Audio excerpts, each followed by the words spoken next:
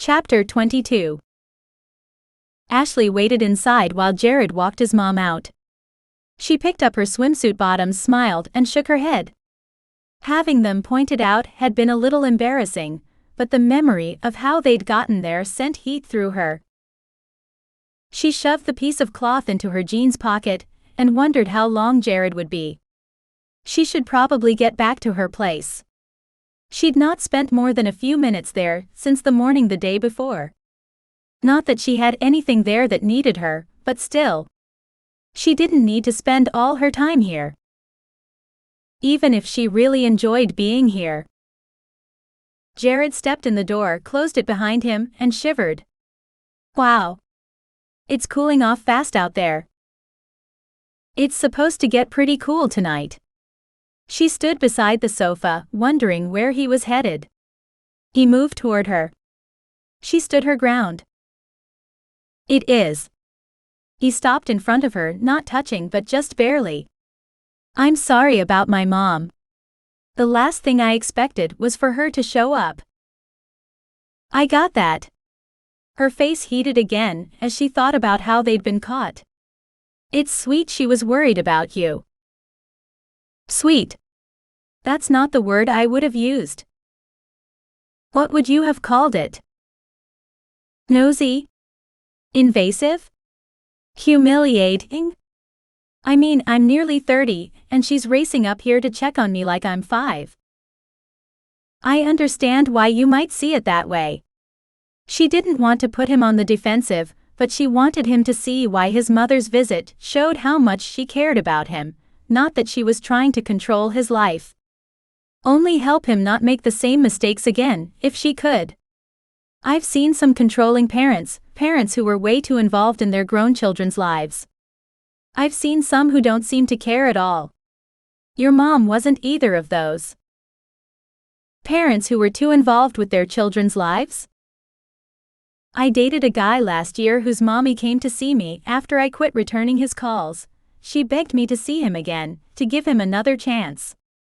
When I refused, she called me everything in the book, and said I wasn't good enough for him anyway.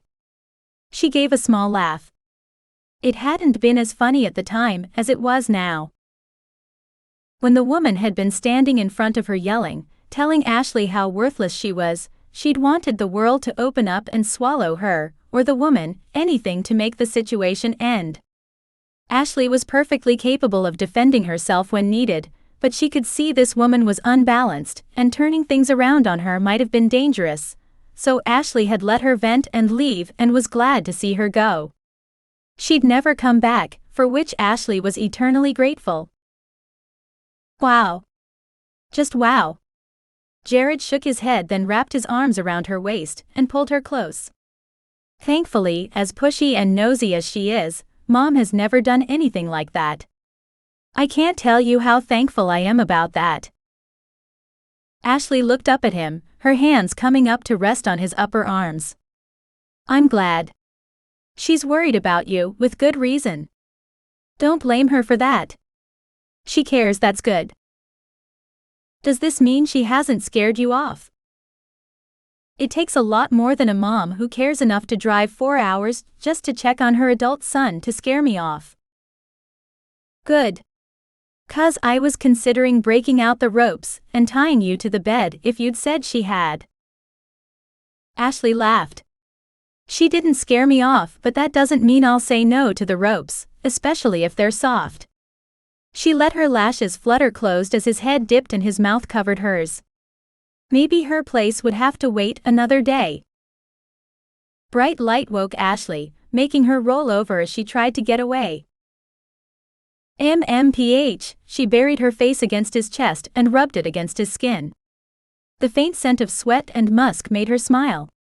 It was a delicious scent, which made her want to lick him, even while half asleep.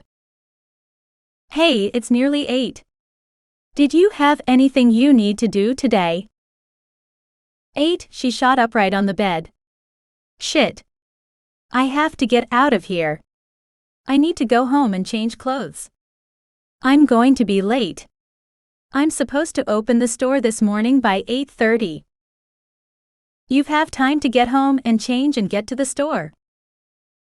Not if I shower. Definitely not if I want to eat. Shit, she shot out of bed and started looking for her clothes. How about this, you go change and open up. I'll fix something and bring it to you. She stopped and looked at him. You would do that for me? Sure, why not? It's partly my fault you're late anyway. She jerked her jeans up and leaned over the bed without buttoning them. Thank you. She kissed him, lingering for a few seconds before moving away to finish dressing. It was far later than she'd wanted to get up, and now she had to rush. Clothes on, she rushed through the house, grabbing what she had to have, and ran out the door. Out on the dock, she stepped onto her skiff with an ease born from years of practice, and turned the key. If she was quick, she could get a shower without being too late.